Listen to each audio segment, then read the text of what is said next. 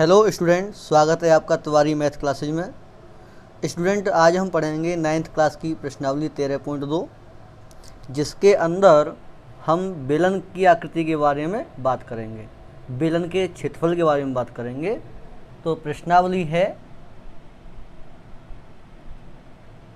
13.2, ठीक है, और बात करेंगे बेलन के बारे में।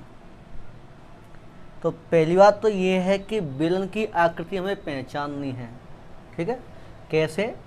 जैसे कि हमारे पास में ये डिब्बी है और ये जो डिब्बी आप देख रहे हैं उसकी आकृति बेलनाकार है, ठीक है ना। अगर थोड़ा सा इधर ध्यान ना दिया जाए, हैं, अगर यहाँ थोड़ा ध्यान ना दिया जाए, ये पूरी ही जो इधर जो वृत्त है इसकी जो पर्दी है, इधर की जो पर्दी है लगभग सेम रहे, पूरी सेम रहे, तो वो क्या है? बेलनाकार की। तो ये जो आकृति आप देख रहे हैं वो बेलन के आकार की है। और ये जो आकृति बनती है वो किस तरह से बनती है? जैसे हमारे पास में कोई वृत्त हो, जैसे आपके पास में सिक्के होते हैं, तो जो सिक्का होता है अगर उसकी मोटाई और भी कम कर दी जाए तो वह हमारे लिए वृत्त का काम करता है, ठीक है ना। और वृत्त सिक्के के ऊपर जब सिक्के रखते जाएंगे तो उसकी कुछ ऊंचाई बढ़ जाएगी। किसकी? सिक्कों की। सिक्कों की ऊंचाई जब बढ़ती जाएगी तो वृत्त की ऊंचाई बढ़ेगी। इसका मतलब ये हुआ कि वो धीरे धीरे जो आकृति है वह बेलन की आकृति का रूप ले लेगी। इस तरह से वो सिक्का ऊंचे होते जाएंगे और ये आकृति बन जाएगी तुम्हारी बेलन के आकार की, ठीक है ना। अब बेलन के आकार में आप समझ लीजिए, जैसे कि ये जो डिब्बी है इसमें दो आधार हैं। एक तो ये आधार है जिसकी आकृति कैसी है? वृत्ताकार, ठीक है ना। और इधर जो ये इसका जो आधार है इसकी भी आकृति कैसी है? वृत्ताकार है स्टूडेंट। तो ऐसे ही जो मैं आकृति यहाँ बना रहा हूँ, ये जो आकृति है वो इसका आधार मान लीजिए ये वाला, और ये जो ऊपर की है ये वाला ऊपरी सिरा मान लीजिए, जो भी कैसा है? वृत्ताकार है। इसका मतलब ये सिरा और ये सिरा दोनों ही सिरे कैसे हैं? वृत्ताकार हैं। क्लियर है? मैं जो आकृति बनाऊंगा तुम्हारे लिए वो इस तरह से बनाऊंगा, लेकिन आपके दिमाग में आकृति आनी चाहिए इस तरह की, ठीक है ना। ये जो आकृति है वो कैसी है? बेलनाकार है स्टूडेंट, ठीक है ना। इसके इधर उधर चारों तरफ क्या है? ये सब बना हुआ है, ठीक है ना। ये आकृति कैसी है? बेलनाकार। इसका मतलब आपके सामने कभी भी अगर ऐसी आकृति आती है तो आप उसे समझोगे कि ये बेलन के आकार की है, ठीक है ना। अगर मैं आपके सामने एक आकृति और लेकर के आऊँ, तो जैसे मैंने यहाँ इस कागज़ को ऐसे मोड़ा है, ठीक है ना। ये जो कागज़ आप देख रहे हैं मैंने इसको मोड़ करके ऐसे बना लिया है, और ये आकृति अब कैसी है? बेलनाकार है स्टूडेंट, ठीक है ना। ये आकृति कैसी है? बेलनाकार है। बेलन के आकार की टंकी भी होती है जिसमें आप अनाज वगैरह भरते हैं, गेहूँ भरते हैं, वह टंकी भी कैसी होती है? बेलनाकार होती है ना। तो ऐसी ही आकृति कैसी होंगी? बेलनाकार। जब हम ये जान जाएंगे कि ये बेलन के आकार की है तो हम वहाँ पर बेलन के ही फॉर्मूलों का प्रयोग करेंगे स्टूडेंट, ठीक है ना। तो बहुत सिंपल सी बात है कि जो बेलन है वो वृत्त के ही कहीं ना कहीं इसका बेस रहा है। तो वृत्त को ही आधार मान करके इसके फॉर्मूले बनाए गए। जैसे कि आप जानते हैं कि अगर इसकी बात की जाए तो ये है वृत्त की परिधि, और वृत्त की जो परिधि होती है स्टूडेंट उसका फॉर्मूला क्या होता है? 2πr। वृत्त की परिधि मतलब इसकी लंबाई कितनी है? 2πr, और इसको कहते हैं मात्रक। मतलब इसका जो इकाई दे रखी होगी सेंटीमीटर है या मीटर है वो अकेले ही लिखी जाएगी, कोई वर्ग वगैरह नहीं आएगा। अच्छा, इधर इसका अगर क्षेत्रफल ज्ञात करें स्टूडेंट, वृत्त का क्षेत्रफल, इसका अंदर का भाग निकालें तो वृत्त का क्षेत्रफल होता है πr²।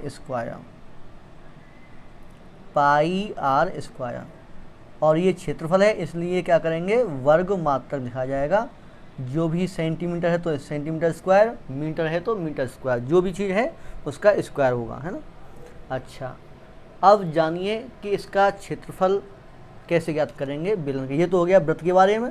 अब हम बात कर लें बेलन के बारे में। तो नंबर 1 में जानिए, बेलन का जो पृष्ठीय क्षेत्रफल होता है वह दो प्रकार का होता है। बेलन का एक होता है वक्र पृष्ठीय क्षेत्रफल, जिसे पार्श्व पृष्ठीय क्षेत्रफल भी कह देते हैं। पार्श्व पृष्ठीय क्षेत्रफल बराबर। अच्छा जरा गौर से देख लीजिए, ये बेलन है, इसका पार्श्व मतलब साइड का एरिया, ये जो आप देख रहे हैं ये वाली जो स्थिति है, ये सब क्या है, ये इसका पार्श्व भाग है। मतलब अगर मैं इसमें से ये ऊपर वाला एरिया और ये नीचे वाला एरिया ना लगाऊं तो इसका जो ये साइड वाला जो भी एरिया है वो सब क्या है, पार्श्व पृष्ठीय क्षेत्रफल। अच्छा जब मैं इसके पार्श्व पृष्ठीय क्षेत्रफल की बात करूंगा स्टूडेंट, तो आप देख रहे होंगे कि मुझे इसके बाहर बाहर चलना है, ये जो बेलन है इसके बाहर बाहर चलना है। जिस तरह से हम यहाँ वृत्त में चलेंगे बाहर बाहर, सही है ना, ऐसे ही यहाँ पर भी हम कहाँ चल रहे हैं, बाहर बाहर चल रहे हैं स्टूडेंट, ठीक है ना। तो ये जो क्षेत्रफल है वो बनेगा 2 पाई आर। अब क्योंकि ये हो गई वृत्त की परिधि, अब ये वृत्त की परिधि में ऊंचाई भी है ना, तो इसका मतलब यहाँ पे एच का भी तुम्हें गुणा करना पड़ेगा। इस तरह से बेलन का जो वक्र पृष्ठीय क्षेत्रफल होता है वो होता है 2 पाई आर एच, इतने वर्ग मात्रक। और स्टूडेंट एक होता है कुल पृष्ठीय क्षेत्रफल।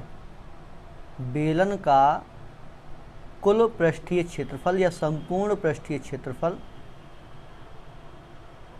पृष्ठीय क्षेत्रफल बराबर, देखिए अब संपूर्ण पृष्ठ में क्या होगा कि ये जो साइड वाला एरिया है, ये एरिया ये तो पूरा आएगा ही आएगा, इसमें ये जो आधार वाला एरिया है ये भी इसमें आ जाएगा। आधार क्या है, ये वृत्ताकार एरिया है, वृत्त का क्षेत्रफल pi R square, pi R square इसका और पाई आर स्क्वायर इसका कहाँ जोड़ दिया जाएगा, इस पार्श्व वाले एरिया में जोड़ दिया जाएगा। तो ये बन जाएगा कि 2 pi R H plus pi R square, दो आधार है ना, एक आधार ये और एक आधार ये, तो एक का बन जाएगा पाई आर स्क्वायर और दूसरे का भी बन जाएगा पाई आर स्क्वायर, दोनों जोड़ देंगे तो बन जाएगा 2 पाई आर स्क्वायर, ठीक है ना।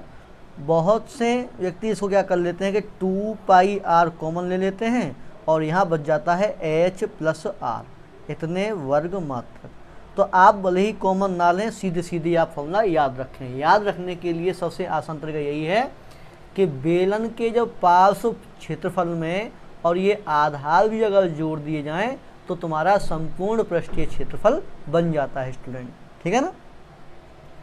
तो जो आधार है वो क्या है, वृत्त के आकार का है और वृत्त का क्षेत्रफल क्या होता है, पाई आर स्क्वायर। तो पाई आर स्क्वायर इसका और पाई आर स्क्वायर इसका हो गए 2 पाई आर स्क्वायर। तो स्टूडेंट ये है फॉर्मूला बेलन के लिए।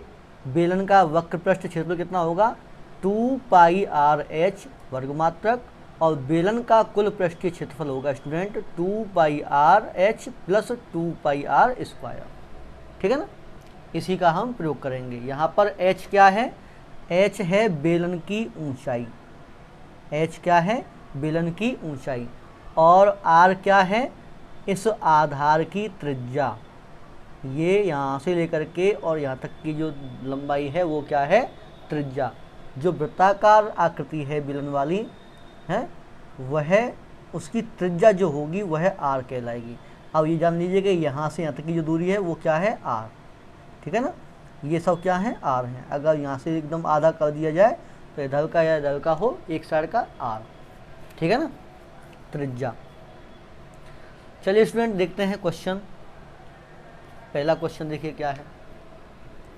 पहला क्वेश्चन है कि ऊंचाई 14 सेंटीमीटर वाले एक लंबवृत्तीय बेलन का वक्र पृष्ठीय क्षेत्रफल 88 सेंटीमीटर स्क्वायर है। एक तो स्टूडेंट ये जानिए कि हमारे सिलेबस में चाहे हम शंकु पढ़ें चाहे बेलन पढ़ें वह सभी लंबवृत्तीय ही हैं, ठीक है ना। लंबवृत्तीय का मतलब है कि उनका जो आधार है वो एकदम लंबवत रहेगा, किसके, नीचे के आधार की। जो बेलन है वो एकदम लंबवत रहेगा। और दूसरी बात ये है कि इसका जो परिधि रहेगी वो वृत्त के आकार की ही रहेगी, उसे कह देते हैं लंबवृत्तीय बेलन। अगर इसका जो आधार है वह अगर वृत्त के आकार का नहीं है तो फिर वह तुम्हारा लंबवृत्तीय बेलन नहीं होगा। फिलहाल तुम्हें ये जानना है कि तुम्हारे सिलेबस में लंबवृत्तीय बेलन ही है, उसी के जो फॉर्मूले हैं तुम्हें लिखाए गए हैं। तो पहली बात तो ये है कि उसने हमें ऊंचाई दी है, ऊंचाई h बराबर 14 सेंटीमीटर, ठीक है। और क्या दिया है, बेलन का वक्र पृष्ठीय क्षेत्रफल दिया है, बेलन का वक्र पृष्ठीय क्षेत्रफल दिया है कितना, 88 सेंटीमीटर स्क्वायर। अच्छा, हमारे हिसाब से फॉर्मूला क्या है बेलन के वक्र पृष्ठीय क्षेत्रफल का, 2πr/h, यही है ना, अभी पढ़ा है। 2πr/h बराबर कितना दिया है, 88। यहाँ हमें मान ज्ञात करना है किसका, बेलन के आधार का व्यास ज्ञात कीजिए। व्यास मतलब त्रिज्या का 2 गुना। तो पहले हम यहाँ से क्या करेंगे, त्रिज्या ज्ञात करेंगे।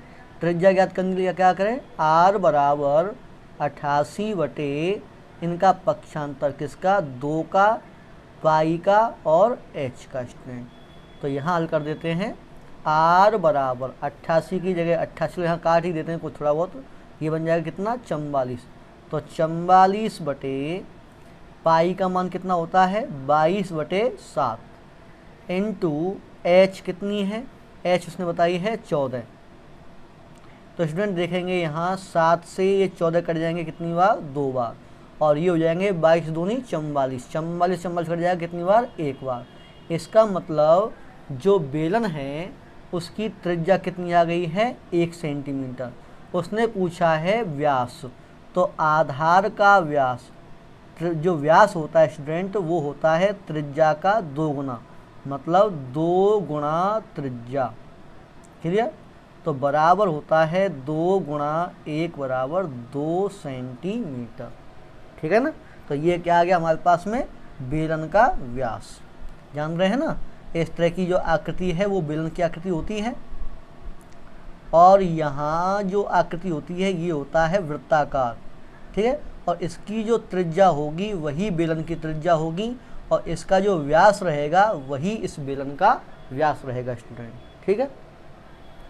दूसरा क्वेश्चन देखिए क्या है, धातु की एक चादर से 1 मीटर ऊंची और 140 सेंटीमीटर व्यास के आधार वाली एक बंद बेलनाकार, बेलन के आकार की टंकी बनाई जानी है, ठीक है ना। इसका मतलब जो टंकी है वो कैसी है, बेलन के आकार की है। तो बेलन के ही फॉर्मूले यहाँ पर काम करेंगे स्टूडेंट।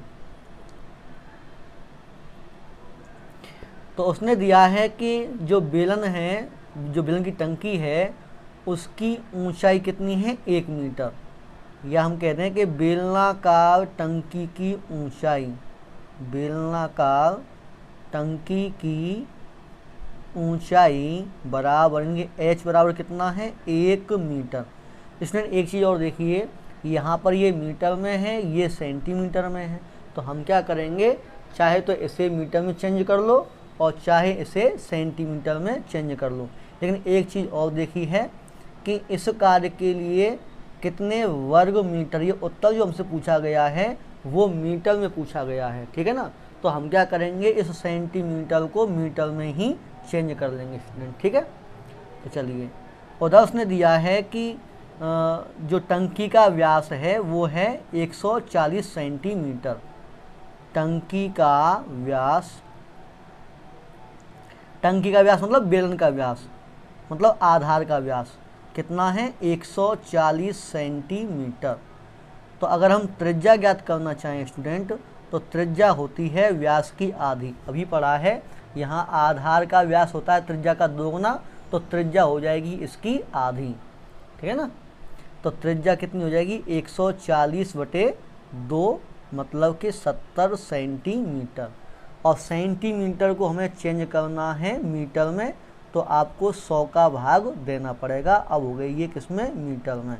कितना हो जाएगा, 0.7 मीटर, ठीक है ना। 0 से 0 कैंसिल हो जाएगा, 10 का भाग 7 में देंगे तो 0.7 बार ये जाएगा।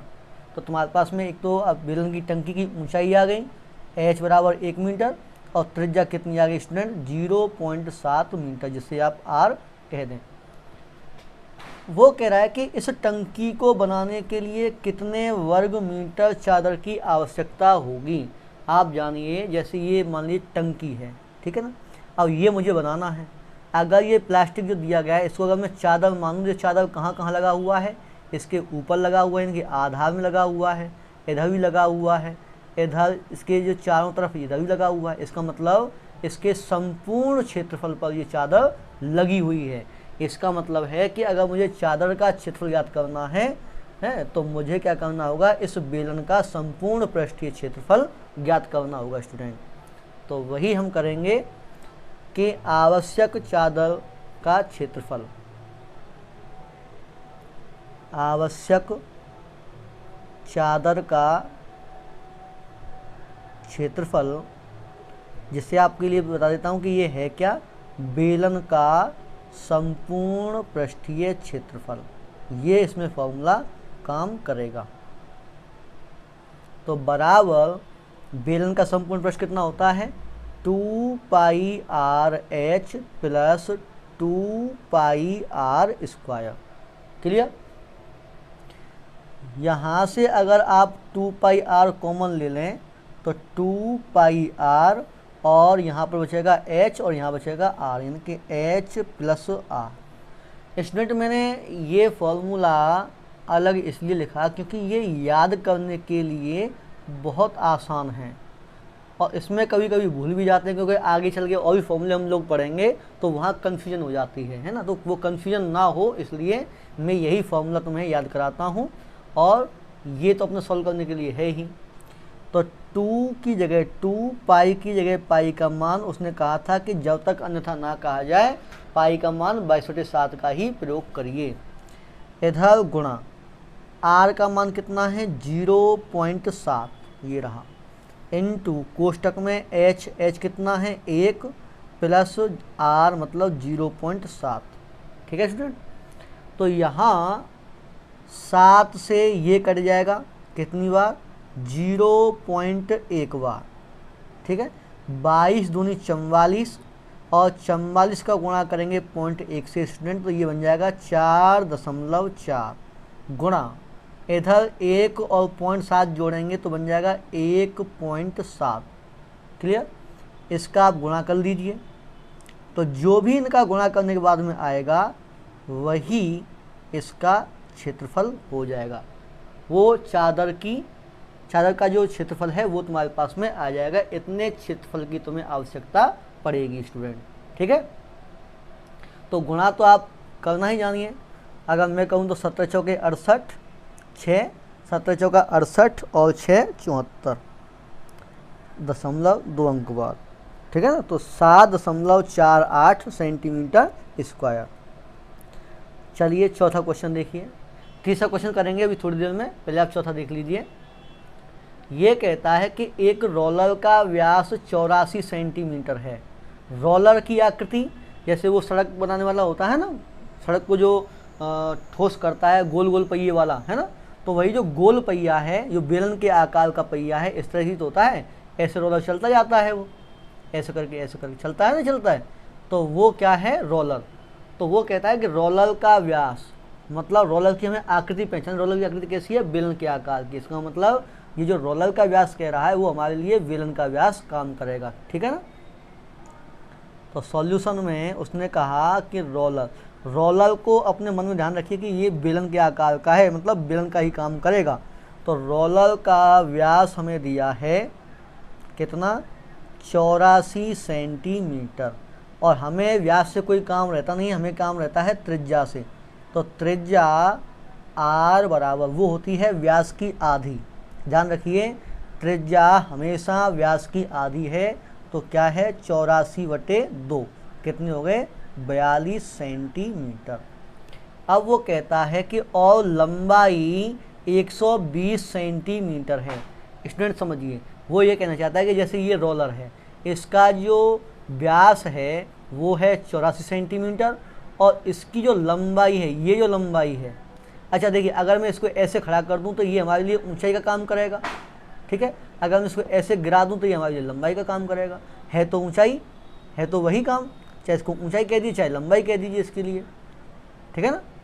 अगर इसको ऐसे खड़ा करेंगे तो ये काम करेगा किसका, ऊंचाई का।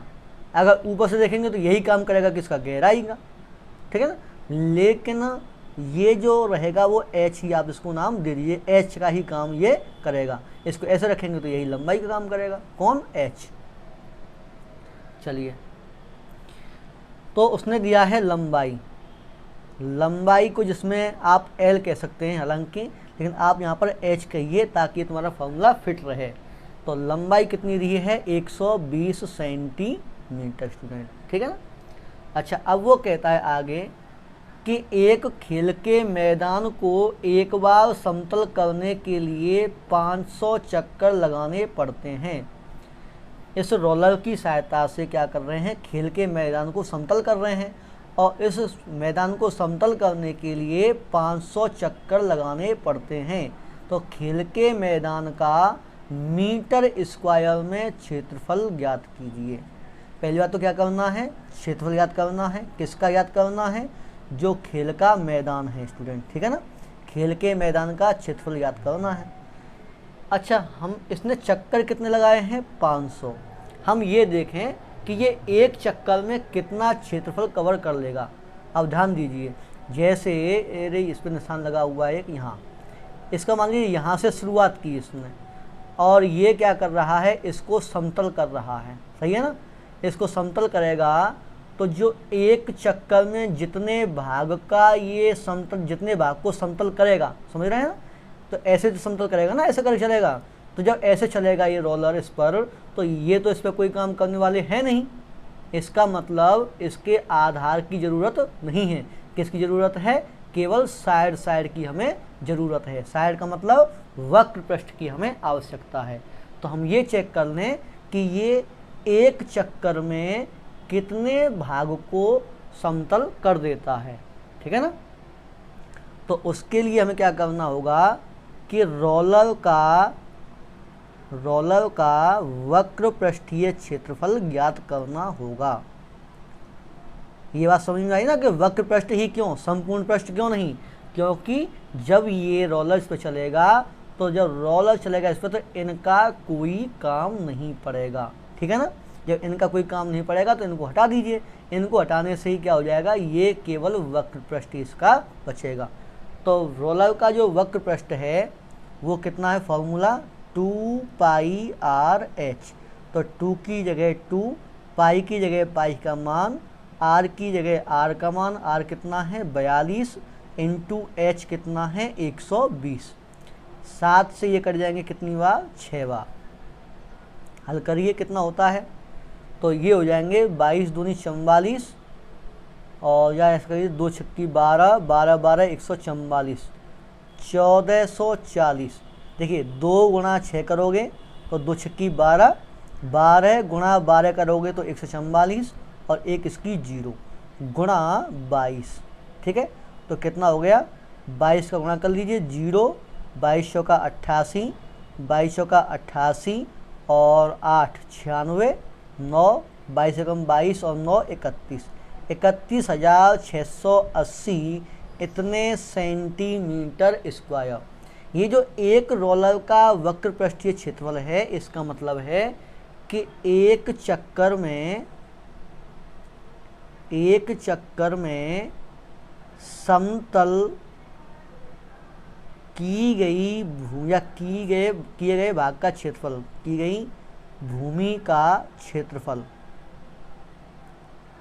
सही है ना। एक चक्कर में वह कितनी भूमि को समतल कर देगा, वह बताएगा रोलर का वक्र पृष्ठीय क्षेत्रफल। ये क्लियर हो गया। उसने चक्कर कितने चले हैं, 500 चक्कर चले हैं उस मैदान के अंदर। उसे समतल करने के लिए उसे 500 चक्कर लगाने पड़े हैं। इसका मतलब जो खेल का जो मैदान है, खेल के मैदान का क्षेत्रफल बराबर, वो कहता है कि 500 चक्कर लगाने पड़ेंगे, तो 500 गुणा एक चक्कर में कितनी भूमि समतल कर रहा है, इतना। तो लिख देंगे 500 गुणा एक चक्कर में समतल की गई भूमि का क्षेत्रफल, की गई भूमि का क्षेत्रफल। बहुत ही ध्यान से समझ लीजिए। वो कह रहा है, जैसे मान लीजिए हमसे इसी बात की कह दे कि बताओ इस पूरे कागज़ को, इस यहाँ से यहाँ तक का जो कागज़ है इसका क्षेत्रफल क्या है। अगर मैं इसी की बात कर रहा हूँ, सीधी सीधी की बात कर रहा हूँ, तो मैं देखूँगा कि ये कितने चक्कर इसमें लगा पाता है। तो देखिए ये यहाँ से शुरू कर रहे हैं, यहाँ से यहाँ ये दब गया और यहाँ से हमने शुरू किया। तो ऊपर दिखा देते हैं, यहाँ से शुरू करते हैं और ये हो गया इसका एक चक्कर, और आगे चलेंगे तो हो जाएगा लगभग 2 चक्कर, है ना, लगभग 2 चक्कर इसके हो जाएंगे। इसका मतलब क्या है कि यहाँ से यहाँ तक की जो क्षेत्रफल है वो इसके 2 चक्कर के बराबर है ना। तो हम ये देखेंगे कि एक चक्कर में इसने कितना किया, तो 2 चक्कर के लिए क्या करेंगे, इसका 2 का गुणा कर लेंगे। अब यहाँ इसने क्या किया है, 500 चक्कर किए हैं, इसलिए 500 का गुणा करेंगे, तो बराबर 500 गुणा एक चक्कर में कितना किया है, 31,680। तो इसका गुणा करिए, 2 जीरो ये है, 1 जीरो ये है, तो 3 जीरो तो ये हो ही जाएंगी। 5 का गुणा करिए, 5 अट्ठे 40, 4 5 के 30, 30 और 4 34, 3 5 एकम 5 और 3 8 और 5 दिया 15। एक बार और चेक कर लेते हैं कि 2 जीरो 1 3 जीरो तो ये हो गई। 5 का गुणा करेंगे 8 से, तो 5 अट्ठे 40, 4 हाथ से लग जाएगी, 5 छक्के 30, 30 और 4 34, हाथ से लगी 3, 5 एकम 5 और 3 8, 5 दिया 15। इतने ये किस में आया स्टूडेंट, सेंटीमीटर स्क्वायर। अभी तक हम किस में ले रहे हैं, सारा कुछ सेंटीमीटर में ही ले रहे हैं, लेकिन उसने जो हमसे उत्तर पूछा है वो पूछा है स्टूडेंट मीटर स्क्वायर में। तो हम क्या करेंगे कि बराबर ये जो लंबाई हमें दे रखी है 15,840, 15,840 और 000, इतने सेंटीमीटर स्क्वायर को अगर मीटर में चेंज करें तो हमें 1/100 गुणा 1/100 करना पड़ेगा, तब होगा मीटर स्क्वायर। तुम्हें अगर ध्यान हो तो इससे पहली जो प्रश्नावली हमने पढ़ी है उसमें क्या था, मैंने बताया था कि 1 मीटर बराबर 100 सेंटीमीटर और 1 सेंटीमीटर बराबर 1/100 मीटर। इसका मतलब अगर सेंटीमीटर को मीटर में चेंज करना है तो मुझे 100 का भाग देना पड़ेगा, ठीक है ना। तो यहाँ पर सेंटीमीटर को मीटर में चेंज करेंगे, 100 का भाग दिया, लेकिन इसका स्क्वायर भी था, इसका मतलब उसका 2 बार भाग देना तुम्हें पड़ेगा। क्लियर। तो यहाँ से देखिए 1 जीरो से 1 जीरो, 2 जीरो से 2 जीरो, तीसरी से 3 जीरो, चौथी से चौथी जीरो, कैंसिल हो गया। तो कितना हो गया, 1584 मीटर स्क्वायर। ये क्या आ गया, उस खेल के मैदान का क्षेत्रफल स्टूडेंट, ठीक है ना। चलिए अगला क्वेश्चन देखते हैं स्टूडेंट। तीसरा क्वेश्चन है कि धातु का एक पाइप 77 सेंटीमीटर लंबा है, इसके एक अनुप्रस्थ काट का आंतरिक व्यास 4 सेंटीमीटर है और बाहरी व्यास 4.4 सेंटीमीटर है। आकृति बनाई गई है, उसमें आकृति इस तरह से बनाई गई है, इस तरह से। ये आकृति आप देख रहे हैं किसकी, बेलन की, जो हमने अब तक पढ़ा है, ठीक है ना। अच्छा, वो कह रहा है कि इसी में ये क्या है, पाइप है, तो पाइप की कुछ ना कुछ मोटाई इसने दी है, ठीक है ना। तो इसका मतलब इसके अंदर एक और बेलन है, एक और बेलन का मतलब मेरा ये है कि ये इस तरह से एकदम ठोस है। ये जो भाग में छायांकित कर रहा हूँ ये एकदम ठोस है, ये भी क्या है, ठोस है एकदम, है ना। जैसे आपके सामने कोई पाइप होगी तो पाइप की मोटाई तो रहेगी कोई ना कोई, तो ये उसका बाहरी हिस्सा है और ये उसका अंदर का हिस्सा है स्टूडेंट, ठीक है ना। मेरा कहना इस बात से है। तो ये क्या है, एकदम ठोस आकृति है जो मैंने छायांकित कर दी है, ठीक है ना। अब ये कहता है कि इस धातु का जो एक पाइप है 77 सेंटीमीटर लंबा है, इसकी जो लंबाई है जो हमारे लिए h का काम करेगी वो कितनी है 77 सेंटीमीटर, 77 सेंटीमीटर। ठीक है, इसके एक अनुप्रस्थ काट यानी कि इसको ऐसे काटा गया, तब ये पाया गया कि इसका जो आंतरिक व्यास है, देखिए इसके अंदर अब क्या हमें लग रहे हैं कि दो बेलन हमें दिखाई देंगे इस तरह से, है ना। तो एक तो अंदर का बेलन है और एक बाहर का बेलन। तो वो कह रहा है कि आंतरिक यानी कि अंदर का जो व्यास है, इसका जो व्यास है स्टूडेंट, वो हमें दिया गया है कितना 4 सेंटीमीटर, और जो बाहरी व्यास है वो हमें दिया गया है 4.4 सेंटीमीटर। ठीक है ना, 4.4 सेंटीमीटर। अब वो हमसे चाहता क्या है, आंतरिक पृष्ठीय क्षेत्रफल, बाहरी वक्र पृष्ठीय क्षेत्रफल और कुल पृष्ठीय क्षेत्रफल। तो देखिए पहली बात तो जो हमें दे रखे हैं वो लिख लें। एक तो पाइप की लंबाई दे रखी है, पाइप की लंबाई जिसे हम h कह रहे हैं वो कितनी है 77 सेंटीमीटर।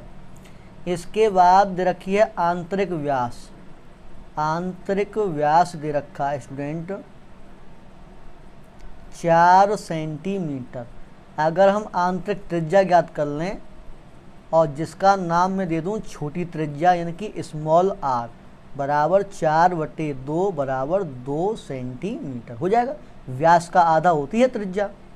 अच्छा ठीक, ऐसे ही उसने दिया बाहरी व्यास, तो बाहरी व्यास बराबर दे रखा है 4.4 सेंटीमीटर।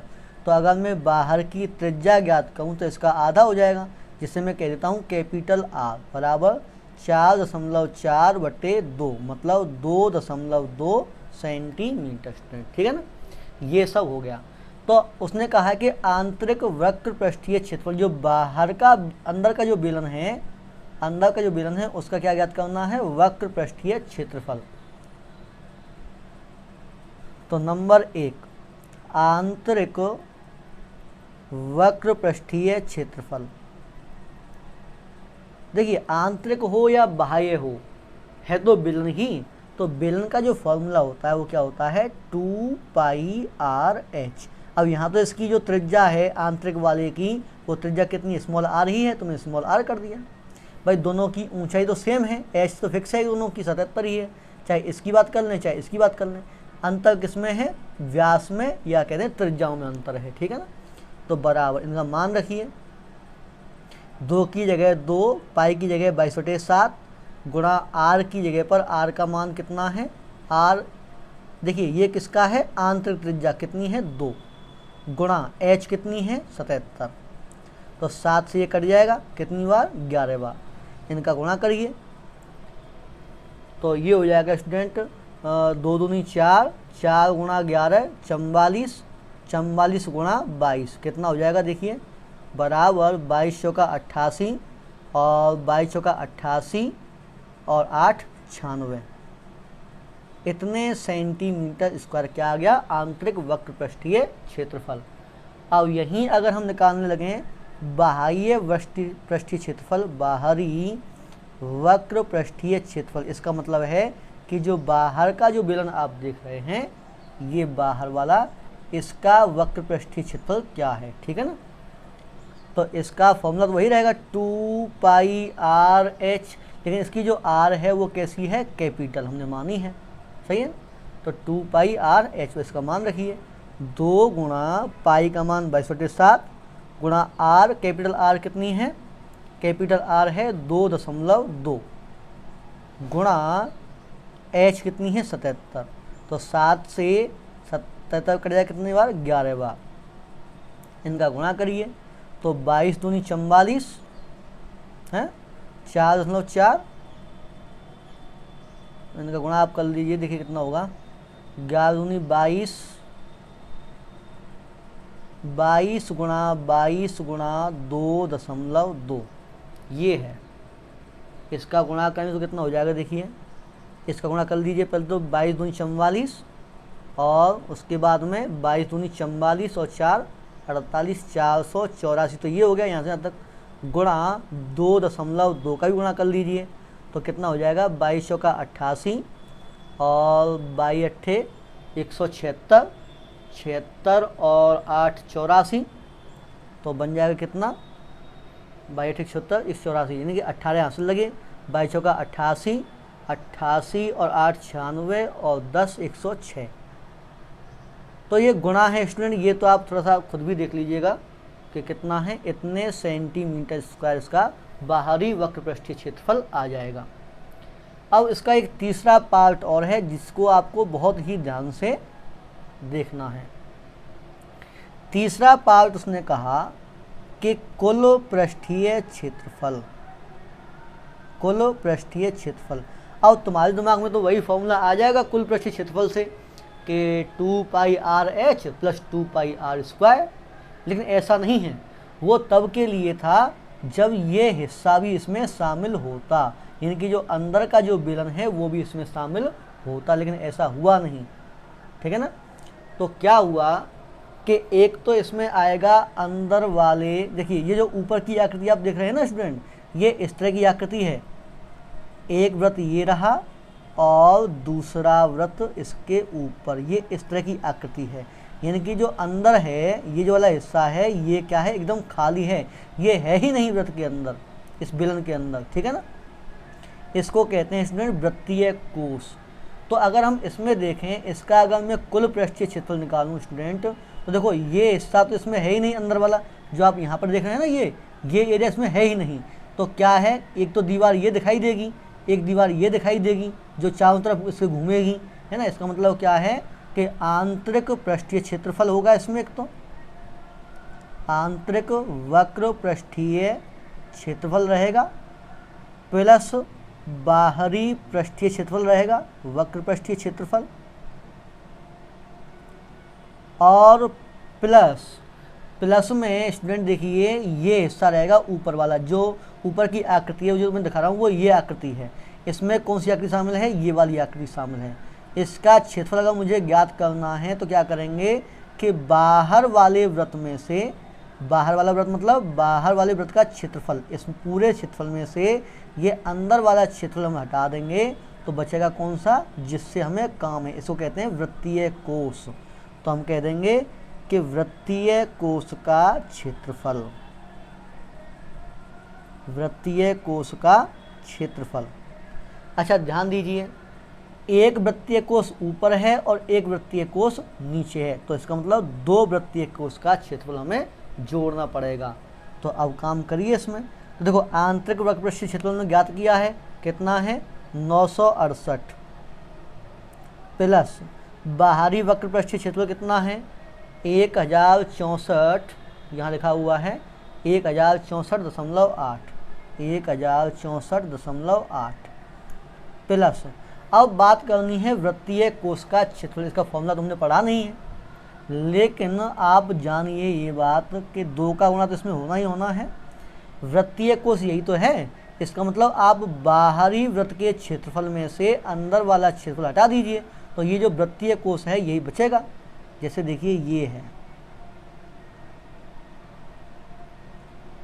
ये दोनों सेम आकृति हैं। ये जो आकृति में छायांकित कर रहा हूं इसको कहते हैं वृत्तीय कोश। ठीक है ना। इसका मतलब क्या है कि इस बड़े वाले वृत्त का क्षेत्रफल में ये आकृति अंदर वाली शामिल नहीं है। तो बाहर वाला जो वृत्त है इसका क्षेत्रफल मतलब πr²। वृत्त का क्षेत्रफल कितना होता है πr²। अब क्योंकि ये बड़ा वृत्त है, बाहरी वृत्त है, इसकी त्रिज्या हमने क्या मानी है कैपिटल R, तो ये कैपिटल R माइनस इसमें से क्या घटा दें, छोटे वाले वृत्त का क्षेत्रफल आप घटा दीजिए तो बन जाएगा πr²। तो बराबर 968 प्लस 1064, इसे मुझे जोड़ देना चाहिए था लेकिन जोड़ नहीं पाया हूँ, जोड़ना है, प्लस 2, इसमें से पाई कॉमन ले लीजिए स्टूडेंट, तो थोड़ा आसान करने के लिए फॉर्मूला बन जाएगा r² माइनस के r²। तो इसे जोड़ देते हैं एक बार, तो 8 और 4 12, 1 7 और 6 13, 1 10, 0 0 10 और 1 और 1 2। ठीक है ना। तो 2032.8 तो यहाँ से यहाँ तक का जोड़ हो गया, प्लस 2 की जगह 2, पाई की जगह पर पाई का मान कितना 22/7। स्टूडेंट हम यहाँ क्या कर लेते हैं, एक फॉर्मूला लगा देते हैं ए स्क्वायर माइनस के बी स्क्वायर वाला, प्रश्नावली 2 वाला, है ना। तो इसको एक बार जोड़ देते हैं, एक बार घटा देते हैं, ज़्यादा आसान रहेगा। तो बराबर ये हो जाएगा 2032.8 प्लस 22 दूनी 44/7। इधर कैपिटल आर कितना था 2.2 प्लस स्मॉल आर कितना है 2, ऐसे ही यहाँ पर 2.2 माइनस के 2, ठीक है। इसको हल कर लीजिए।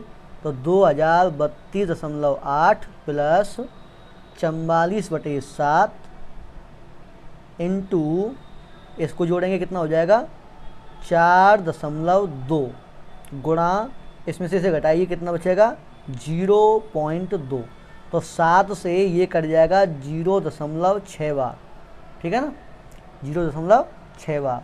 तो बराबर 2032.8 प्लस 44 गुणा 2 करेंगे तो 88, मतलब 8.8 गुणा 0.6। तो स्टूडेंट आपको क्या करना है, इसका गुणा करना है और इस गुणा जो भी आएगा उसमें से जोड़ देना है। तो जितना भी आएगा वही इसका कुल पृष्ठीय क्षेत्रफल होगा स्टूडेंट, ठीक है ना। यहाँ पर जो कुल पृष्ठीय क्षेत्रफल है, जो हमारा फॉर्मूला हमने पढ़ा है बेलन वाला, वो इसलिए नहीं लगा है क्योंकि इस पाइप के अंदर जो खोखला होता है ना, वो खोखले की वजह से उसमें नहीं लगेगा क्षेत्रफल, ठीक है ना। इसमें अलग फॉर्मूला लगेगा, ये वाला समझा दिया है। और एक बार और पढ़ लीजिएगा तो आराम से समझ में तुम्हारे आ जाएगा, ठीक है। 5वां क्वेश्चन देखिए क्या है। किसी बेलनाकार स्तंभ का व्यास 50 सेंटीमीटर है और ऊंचाई 3.5 मीटर है। बेलनाकार है मतलब बेलन की तरह बात करेगा। तो सॉल्यूशन में क्या है, बेलन का व्यास या स्तंभ का व्यास, ठीक है ना, क्या दिया है 50 सेंटीमीटर। हमें व्यास से कोई काम रहता नहीं है, त्रिज्या से काम रहता है। तो त्रिज्या होती है व्यास की आधी, यानी कि 50 में 2 का भाग दीजिए, हो गई आधी कितनी 25 सेंटीमीटर। और ऊंचाई दे रखी है 3.5। तो ऊंचाई यानी कि h बराबर कितना है 3.5 मीटर, ठीक है ना। अच्छा हम क्या करेंगे कि इसको भी मीटर में चेंज कर लें। इसने कहा है ना कि भाई मीटर स्क्वायर की दर से ज्ञात करिए, तो ये इकाई और ये इकाई दोनों सेम होनी चाहिए। तो जब मीटर में ही पूछ रहा है तो हम क्या करेंगे, इसको भी मीटर में चेंज कर देंगे। उसके लिए क्या करना होगा, केवल आपको 100 का भाग देना पड़ेगा स्टूडेंट, ठीक है ना। तो 100 का भाग देंगे कितना बन जाएगा, ये 0.25 मीटर लंबाई, ठीक है। ये हो गई इसकी त्रिज्या। अब वो कहता है कि इस बेलनाकार स्तंभ का व्यास इतना है, 12.50 रुपये प्रति मीटर स्क्वायर की दर से इस स्तंभ के वक्र पृष्ठ पर पेंट कराने का व्यय ज्ञात कीजिए। मतलब 1 मीटर स्क्वायर पर जब आप पेंट करोगे तो उसका रुपया लगेगा 12.5 रुपये। तो हम ये देख लेते हैं कि वह कितने भाग पर पेंट किया गया। तो वो कहता है कि वक्र पृष्ठ पर किया गया, मतलब जैसे ये स्तंभ है तो इसके केवल वक्र पृष्ठ पर ही इधर ही इस पर पेंट किया गया है, ठीक है ना। तो ये पूरा क्षेत्रफल कितना है पहले ये ज्ञात कर लेते हैं, ठीक है ना। तो हम क्या कर लेते हैं, स्तंभ का वक्र पृष्ठीय क्षेत्रफल, स्तंभ का वक्र पृष्ठीय क्षेत्रफल बराबर कितना होता है 2πr/h। तो बराबर 2 की जगह 2, पाई का मान 22/7 गुणा r का मान कितना है 0.25 गुणा h का मान कितना है 3.5। तो 7 से ये कट जाएगा कितनी बार 0.5 बार, ठीक है। तो 2 गुणा 22 करेंगे तो 44 और 44 गुणा 0.5 करेंगे तो स्टूडेंट फिर से कितना आ जाएगा 22 गुणा 0.25 इतने मीटर स्क्वायर। आप 22 का गुणा कर लीजिए, कितना हो जाएगा 22 पंजे 100 हासिल 10, 22 दूनी 44 और 10 54, ठीक है ना। और दशमलव के 2 अंक बाद में क्या है दशमलव लगाना है। तो इतने मीटर स्क्वायर जहां आपको पेंट करना है, जो बेलन के वक्र पृष्ठ पर आपको पेंट करना है, उसका एरिया कितना है 5.40 मीटर स्क्वायर। तो वो कहता है कि 1 मीटर स्क्वायर भाग पर पेंट करने का व्यय, पेंट करने का व्यय इनके खर्चा कितना है, बराबर दे रखा है उसने कितना 12.50 रुपये, इनके 12.5 रुपये। हमें पेंट करना है किस पर, 5.40 भाग पर, 5.40 मीटर स्क्वायर पर जब पेंट करना है तो उसका जो व्यय आएगा स्टूडेंट वो आ जाएगा 12.50 गुणा 5.40, इसका गुणा हो जाएगा। ठीक है ना, तो यही आपको गुणा करना है, जितना भी आएगा उतने रुपए का खर्चा आपका आएगा स्टूडेंट। ठीक है ना, तो ये गुणा आपको ही करना है। ठीक है ना, तो स्टूडेंट आज के लिए बस इतना ही, आगे शेष प्रश्न जो हम करा ही देंगे, तो ध्यान से पढ़ते रहिए। धन्यवाद।